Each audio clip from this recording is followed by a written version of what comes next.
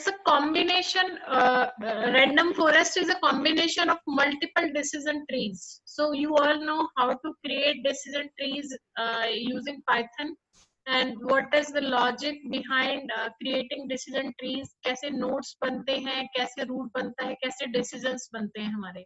So let's say in case we have multiple decisions all together, multiple decision trees all together, तो उन सबको combine करके आप random forest algorithm बनाते हो, which creates random forest algorithm.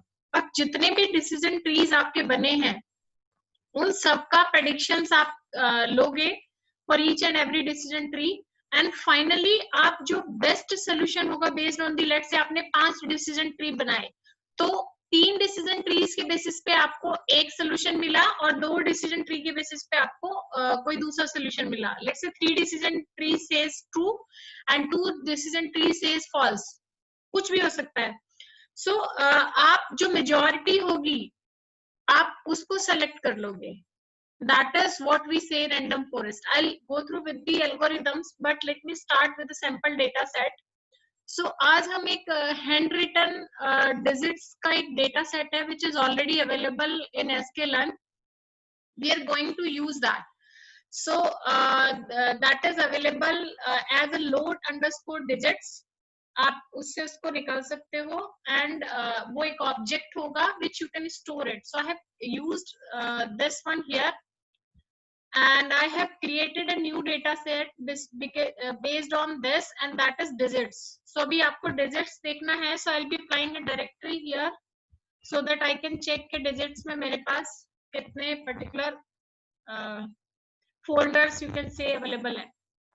So we have description, we have data, these are the images like handwritten images for certain digits, and the target variable and target names. So हम इसमें matplotlib use करेंगे. आपको एक चीज याद है, when we started numpy, so I said that what is image in Python? You remember that part? Image क्या है Python के लिए? What is image? अरे एक एरे है. इमेज एक एरे होता है, ये सबको समझ में आया. एक और चीज मैंने आपको बताई थी कि जो आपकी कलर्ड इमेज है वो कौन सा एरे बनाती है,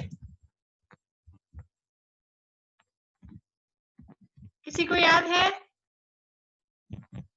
कलर्ड इमेज हमारी 3D एरे बनाती है, और जो ब्लैक एंड व्हाइट इमेज है वो आपकी 2D एरे बनाती है. नहीं याद है तो मैं आपको एक बार एक्सप्लेन कर देती हूँ. देखिए, जब भी हम इमेज एनालिसिस में काम करते हैं तो इमेज एनालिसिस या फिर video analysis, video is basically an image only. आपका कलेक्शन ऑफ फ्रेम्स जो है that we call a video. Video से अगर आप एक टाइम स्लॉट पे सर्टेन फ्रेम्स कलेक्ट करते हो तो वो एक इमेज ही तो होता है. What is video? Collection of frames और इमेजेस ओनली. सो जब भी हमारे पास कभी भी हम कोई इमेज डेटा एनालाइज करते हैं, फर्दर डीप लर्निंग में अगर आप जाते हो, कंप्यूटर विजन की बात करते हो, तो हमारी प्रायोरिटी होती है कि जब भी हम कोई इमेज पे काम करेंगे पहले उसे हम ग्रे स्केल में कन्वर्ट करते हैं. ग्रे स्केल से मतलब ये है कि ब्लैक एंड व्हाइट में. व्हाई? क्योंकि ब्लैक एंड व्हाइट जो इमेज होती है वो एक टू डायमेंशनल एरे बनाती है, और कलर्ड इमेज आपकी 3D एरे बनाती है. तो हम just to reduce the computations आप उसको 2D एरे में कन्वर्ट करते हो. ये हमेशा फर्स्ट प्रायोरिटी होती है. We always convert that as black and white, और black and white को हम ग्रे स्केल बोलते हैं in Python और in terms of data science और machine learning. That's clear to all of you. So यहाँ पे हमारे पास कुछ images हैं, तो जो भी इमेज है हम उसको पहले ग्रे स्केल में कन्वर्ट करेंगे. So I'll be using plt.gray, ये हमारे पास प्री डिफाइंड फंक्शन होता है, और इसमें से I want to show certain images to you, so I'll be using for loop in that part. For I in range, let's say कोई भी 4 image मैं आपको दिखाना चाहती हूँ, and plt.show. तो इमेज को जो भी आप रिप्रेजेंट करते हो वो मैटप्लॉटलिब से ही करोगे, मैटशो. एंड क्या आप दिखाना चाहते हो? डिजिट्स. डेजर्ट से आप कौन सा पार्ट ले रहे हो? Images, and I want to use iteration here. So let me run this part. So you see images has been converted as grayscale. ये कोई इमेज है जो आप देखोगे थोड़ा 0 1 2 3 कुछ इस टाइप की इमेज है, तो आपने 4 तक पास किया है तो 0 से लेगा. In case you are passing 6 here तो वो आपका टिल 5 तक लेगा, like this. Let me show you like this. 0 1 2 3 4 5 थोड़ा थोड़ा आपको विजिबल होगा. It's like an image. और आप यहाँ पे देखोगे कि एक एरे जैसा हमें डिस्प्ले हो रहा है, इमेज है तो एक एरे बनाएगी. Let me show you how array looks like. ये तो भी आपको इमेज दिख रही है. अगर आप इसको कॉल कराते हो डेजर्ट्स में, so I need to write my code something like this. Data frame बना लेते हैं and pd dot data frame f should be in caps and deserts dot and data आपके पास डायरेक्टरी में आप चेक करोगे, that's from data only. So let me pass data and then df dot head. So यहाँ पे अभी क्योंकि आप इमेज नहीं चेक कर रहे हो तो ये एक एरे दिखाएगा. deserts dot data data pd dot data frame d should be in caps, right. अब यहाँ पे देखोगे आपके पास जो इमेज जो एरे है डिजिट, जितने भी हमारे पास डिजिट्स है ये टोटल 8x8 है, तो 64 का आपको दिखाएगा. 64 कॉलम्स आपके पास आएंगे. तो हमारे पास क्योंकि जो टोटल डिजिट्स हैं ये 8 है. It's an image. इमेज जो एक एरे की फॉर्म में दिखेगी तो ये इमेज के जो कोऑर्डिनेट्स हैं, that's what you can see, these are the coordinates. किसी को कोई कंफ्यूजन है इस पार्ट पे? Any questions?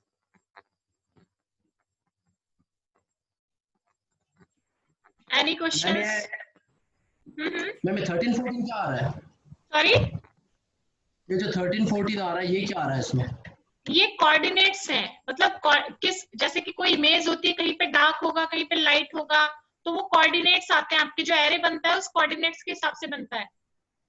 तो ये तो हमने ग्रे स्केल में कन्वर्ट किया ना, जिसमें दो ही कलर है ना, black and white. Grey scale में तो कन्वर्ट किया है आपने, यहाँ देख लिया उसको, ठीक है. लेकिन अगर इसको एज अ डेटा फ्रेम आप रीड करते हो तो वो एक एरे बनाता है, और एरे लुक्स लाइक दिस. तो यहाँ पे टोटल सारे जितने भी डिजिट्स में से हमने डेटा से डिजिट्स डेटा उठाया है, तो जो हमने डेटा फ्रेम बिल्ड किया इसमें हमारे पास टोटल 64 कॉलम्स आएंगे. 8x8 0 till 63, तो आपके पास टोटल 64 कॉलम्स है. इन सारे कॉलम्स में हमारे पास 8 डिजिट्स की इमेज है, ठीक है. सो इसको हमें ऐसा नहीं समझना है, ये सारा काम आपका पाइथन करता है. अब यहाँ पे एक चीज देखिए, हमारे पास एक टारगेट कॉलम भी है, तो based on these coordinates we need to classify कि ये कौन सी इमेज है. Is it 1, is it 2, is it 3, is it 4. तो जो मॉडल हमारा ट्रेन होगा इन कोऑर्डिनेट्स के बेसिस पे तो होगा. अभी समझ में आई आपको ये बात? तो ये जो कोऑर्डिनेट्स जब आप पास करोगे तो उन सारे कोऑर्डिनेट्स के बेसिस पे वो समझ जाएगा कि इन कोऑर्डिनेट का जो कॉम्बिनेशन है वो 0 इमेज बनाता है, या फिर 1 इमेज बनाता है, या 2 बनाता है, 3 या 4. समझ में आई ये चीज? अभी क्लियर है ये चीज? यस और no? Yes, I'm ma'am. not getting responses.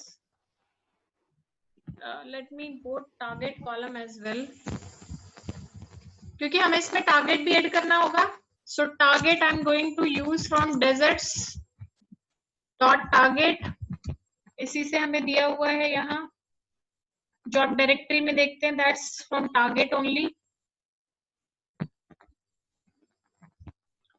So df अगर आप कॉल करते हो, so it looks like this.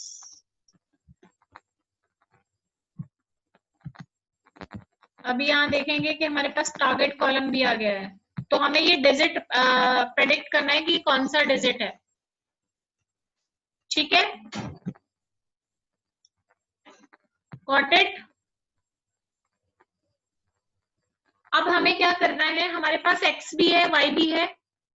X में हमारे पास टारगेट कॉलम को छोड़ के हमें सारे कॉलम्स रखने हैं जिसके बेसिस पे हम अपना मॉडल ट्रेन करेंगे, और वाई क्या है हमारा टारगेट। सो हम sklearn यूज कर रहे हैं इसके लिए। पहले एक्स और वाई फिल्टर कर लेते हैं। X is what is x. अगर मैं टारगेट को ड्रॉप कर दूं तो बाकी रिमेनिंग सारा मेरा एक्स है ना। X is equals to columns. Let me put that in quotes. That is x. ठीक है, x यही है ना हमारा, और y हमारा df डॉट टारगेट। x और y दोनों हमने निकाल लिए। ट्रेन टेस्ट स्प्लिट यूज कर लेते हैं। From sklearn dot model selection. अब इसको आप अभी रैंडम फॉरेस्ट से कर रहे हो, आप इस पे लॉजिस्टिक या बाकी एल्गोरिथम्स अप्लाई करके देखेंगे। Model selection, train test split, train test और आपका split, right. And then need to pass X train and X test, same आपका Y train and Y test. Fine, ठीक है। और ये आपका आ जाएगा train underscore test underscore split. कितना आप कैसे स्प्लिट करना चाहते हैं, किस साइज में रखना चाहते हैं इसको। टेस्ट साइज कितना रखें हम, रख सकते हैं 80-20 रेशियो ले लिया हमने। ठीक है, एनी कंफ्यूजन। ये नॉर्मल हम स्प्लिट कर रहे हैं। अब हम अपना रैंडम फॉरेस्ट क्लासिफायर इंपोर्ट करेंगे sklearn से। So I'll be using ensemble for that. I'll be letting you know what is ensemble. अभी हम next class में sampling discuss करेंगे। Ensemble import random forest and classifier. It's quite similar to different algorithms. सिर्फ आपको algorithm का नाम change करना है। It's random forest classifier, RFC should be in caps. Let me use model is model. Object create कर लेते हैं, random forest classifier. Spelling आपकी सही है। अच्छा, अब इसमें हम एक एस्टिमेटर्स यूज करते हैं। एस्टिमेटर से मतलब ये होता है कि आप ऑन एन एवरेज जो डिसीजंस आप रखना चाहते हो, कितने डिसीजन ट्रीज आप बनाना चाहते हो, तो आप अपना एस्टिमेटर दे सकते हो। In case you don't want to give that, तो आप उसको इसके ऊपर एल्गोरिथम के ऊपर भी छोड़ सकते हो, वो डिफॉल्ट ले लेगा। सो let me give that estimator.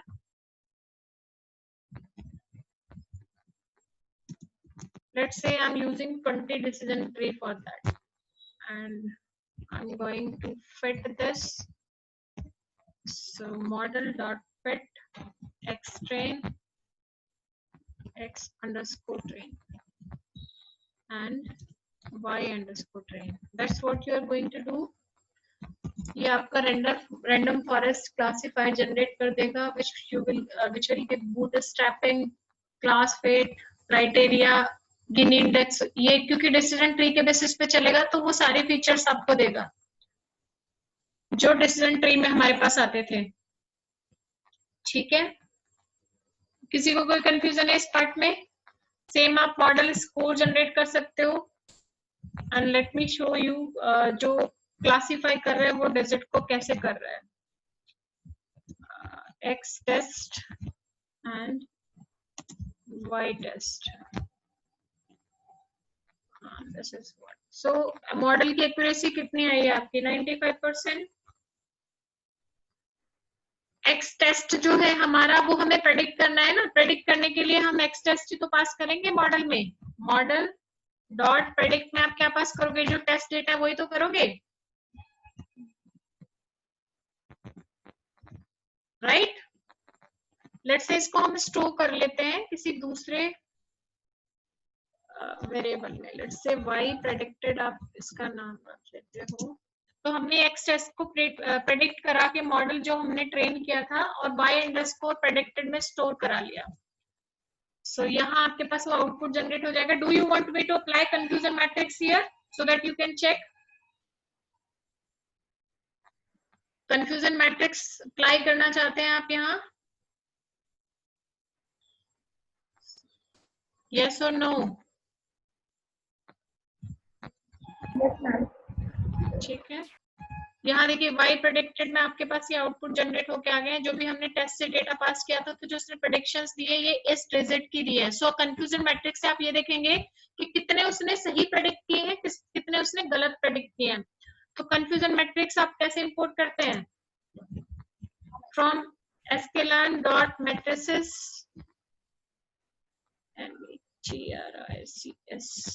Import कर लेंगे डायरेक्ट आप कंफ्यूजन मैट्रिक्स को, राइट? एक ऑब्जेक्ट बना लेते हैं कंफ्यूजन मैट्रिक्स के लिए। So that would be confusion underscore matrix. क्या पास करेंगे? y test and y predicted, क्योंकि हमने उसको स्टोर करा लिया है ना। y प्रेडिक्टेड नाम से तो हमने जो x टेस्ट को प्रेडिक्ट किया है उसमें रखा है, तो हम y टेस्ट और x टेस्ट को दोनों को चेक करके कंफ्यूजन मैट्रिक्स बनाएंगे ना। तो x टेस्ट आपका जो प्रेडिक्टेड वैल्यूज है वो हमने y प्रेडिक्ट में स्टोर कर ली, तो हम यहाँ पे इसी को तो पास करेंगे। So let me call cm object. So here you see, अच्छा इस कंफ्यूजन मैट्रिक्स से आपको क्या चीज समझ में आती है? जहां भी आप देखोगे जीरो से अलग बाकी जो भी आउटपुट आ रहे हैं ये उसने गलत प्रेडिक्ट किए हैं। Just don't check that diagonal one. इससे अलग यहाँ पे देखिए ये जो पार्ट है ये गलत प्रेडिक्ट हुआ है, दिस वन। जहां पे वन या बाकी कोई भी डिजिट आ रहे हैं, इसको अगर हम हीट मैप से चेक करें तो आपको ज्यादा अच्छे से समझ में आ जाएगा। Let me create heat map, तो आपको दोनों में समझ में आ जाएगा क्या चेंजेस हैं। इंपोर्ट सीबॉर्न, आप सीबॉर्न से बनाते हैं ना हीट मैप। सो लेट मी SNS, सॉरी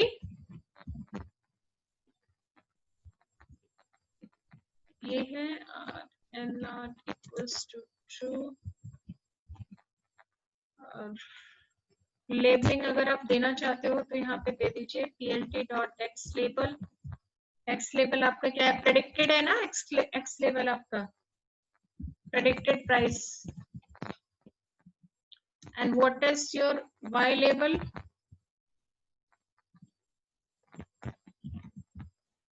ट्रुथ, मतलब जो एक्चुअल है और जो प्रेडिक्टेड है उसके लिए आप एक हीट मैप बना रहे हैं which is based on this CM। Let me run this। देखिए इसका साइज थोड़ा बढ़ा लेते हैं। plt dot figure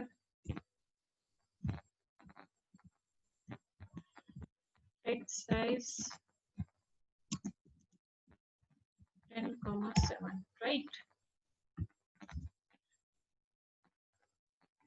देखिए अब ये जो हीट मैप जनरेट हुआ है यहाँ से आपको एक चीज समझ में आएगी। डिजिट जो है हमारे पास 0 से 9 तक के डिजिट्स हैं, तो जहां भी ये 1 आ रहा है ये उसने गलत प्रेडिक्ट किया है। मींस वो आपका प्रेडिक्टेड जो है वो 1 है, एक्चुअल कितना था? वो 8 था।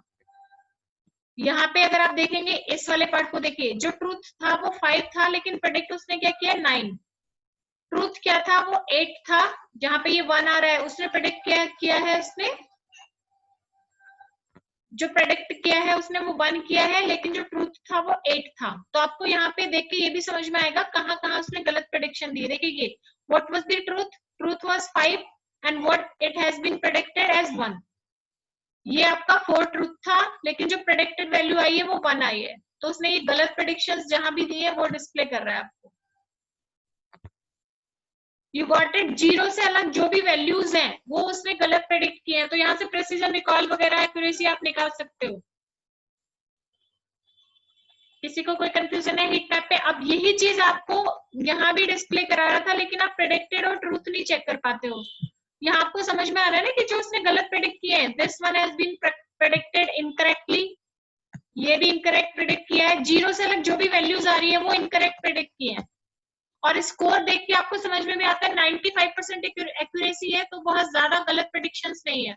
तो यहाँ देखोगे आप 7, 8, 9, 10 गलत, 10, 11 गलत प्रेडिक्शंस होंगी आप टोटल अगर काउंट करोगे। मतलब टोटल वैल्यू में से 95% के बाद जितना भी बचता है उतने परसेंट उसने गलत प्रेडिक्ट किया है, 5% रॉन्ग प्रेडिक्शंस है।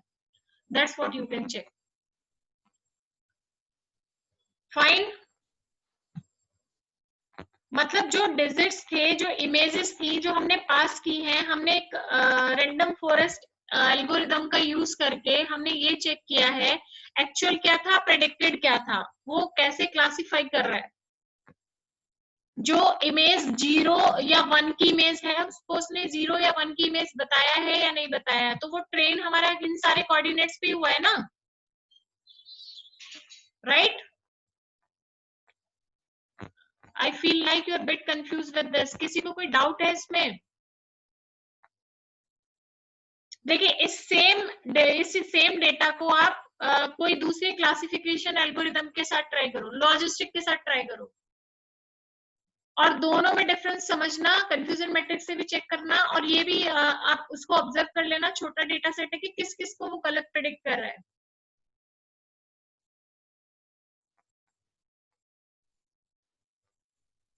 Any confusion?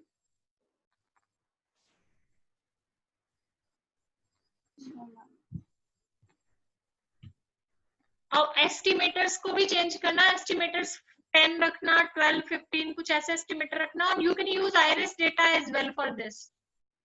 जो हमने आइरिस फ्लावर डेटा सेट जो हमने इससे पहले यूज किया था उसको भी आप रैंडम फॉरेस्ट क्लासिफायर से कर सकते हो। और एस्टिमेटर चेंज करना, सेम रखना, एक बार चेक करके देखना, तो आपको दोनों में फिर कंफ्यूजन मैट्रिक्स लगा के एक्यूरेसी निकाल लेना कितना डिफरेंस आता है।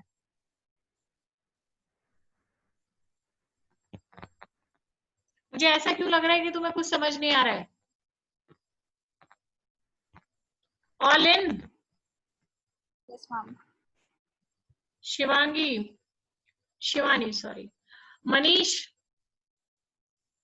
यस मैम, आ रहा समझ में। पीयूष, या तो ज्यादा समझ आ रहा है या फिर समझ नहीं आ रहा है, पिन ड्रॉप साइलेंस है एकदम। प्रीति, यस मैम। समझ में आ रहा है? पुष्पेंद्र, तेजस्विनी, वनीता, यस मैम, आ रहा है समझ आ रहा है ना? अब देखिए इस डेटा सेट को बेसिकली आप क्या करोगे, पहले तो आप थोड़ा सा इसको एक्सप्लोर कर लो। ये कुछ हैंड रिटन इमेजेस हैं, अब वो इमेज है तो इसका कॉन्सेप्ट शायद आपको थोड़ा सा कंफ्यूजिंग लग रहा होगा, but I want you to introduce I mean some concepts related to images as well. तो इमेज में अगर हमारे पास कोई डेटा है तो वो सबसे पहली प्रायोरिटी होती है ग्रे स्केल में कन्वर्ट करना, और जो इमेज है वो एक नंपाई एरे बिल्ड करता है। कोई भी इमेज को आप ग्रे स्केल में कन्वर्ट करो, एक एरे जनरेट करो, जो एरे आएगा वो बेसिकली एक इमेज का एक एरे होगा, राइट। सो वो जो एरे के जो कोऑर्डिनेट्स आएंगे, वी डोंट टॉक अबाउट क्या कोऑर्डिनेट उसने दिया है, क्योंकि वो आपकी मेरी सबकी समझ से बाहर है कि कोऑर्डिनेट उसने कैसे लिया है। That's based on the resolutions, जो भी इमेज के रेजोल्यूशंस होते हैं वो उसके बेसिस पे आता है। बट वो समझता है कि ये जो कॉम्बिनेशंस है, ये जो कोऑर्डिनेट्स है, इन पे जो टारगेट इमेज है वो कौन सी बनती है, ठीक है। और फिर उसके बेसिस पे हमने अपने मॉडल को ट्रेन किया है, so that we can test के हम अगर नया डेटा पास करते हैं तो उन कोऑर्डिनेट के बेसिस पे वो उनको कितने परसेंट सही क्लासिफाई कर पा रहा है। This is what. अब ये स्पेसिफिक नहीं है कि हम इसको सिर्फ रैंडम फॉरेस्ट से कर सकते हो। You try the same data on all the classification algorithms, you use decision tree, you use logistic regression, ठीक है।